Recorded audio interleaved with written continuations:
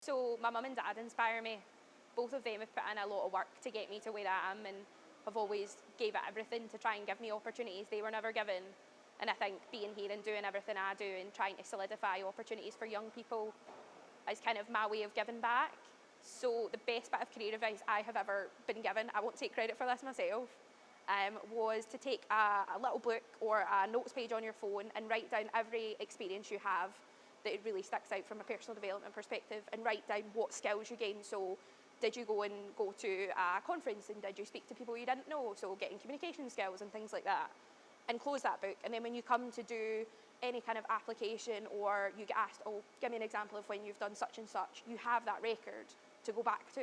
So when it's the night before, say an interview or something, you're like, oh, I don't know when I did such and such, you can open that back up and have it there, which I thought was really good, really clever. I think I bring a really unique perspective to understanding the difference between university and apprenticeships, because obviously I went and did a year at university before I became an apprentice. And I think I sat down after first year of my apprenticeship and I said to myself, I went, well, what's the difference? The difference was phenomenal. I have learned so much more. I've made so many more networking connections. I've had much more of a tangible difference in a year here than I did at my year in university. And that's something that really stuck out to me. I think it is the best thing you can do for your career, especially at a young age, especially because employers nowadays are looking for experience, especially when you're straight out of uni and you're looking for a graduate position. If you've not managed to get an internship, it's pretty hard. So being an apprentice, so when I'm finished my degree, I'll have 4-year time served and incorporated engineer status. My degree is also partial chartership now, so I'm already a step ahead of everyone else, which is so much better than coming out of uni with just a degree. I've done a lot of work, like creating STEM resource and working to try and make sure that I can always go above and beyond for like young people. Obviously, I never had these opportunities when I was at school, so I think that's the big thing for me. So being able to be that person that kind of goes in and offers these to people is the big thing for me. So one thing that I went and did that I thought was really good was I went and I did work with my old school.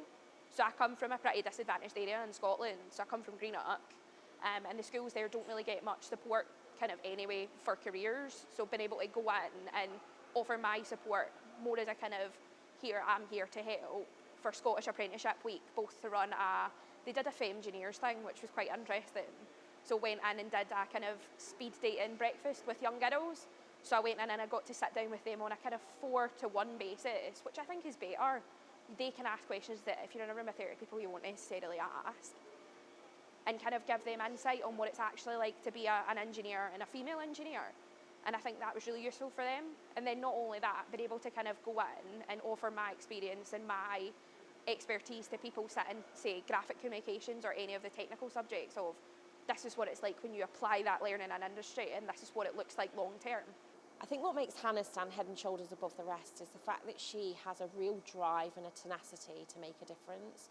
She really wants to impart everything she has onto young people to make them see the world differently. I personally know it would mean an incredible amount for Hannah to win this award. Equally, it would mean a lot to the business for her to win this award also. And I know her family will be in the background jumping up and down. So Hannah's made a huge commitment already when she started the apprenticeship, because she relocated from Scotland to Derby to start her apprenticeship with us. And I can see that commitment in the way she operates on a daily basis. She's always on it. She's just bursting, like with ideas, information, and you can see that in her personality. She's very bubbly all the time.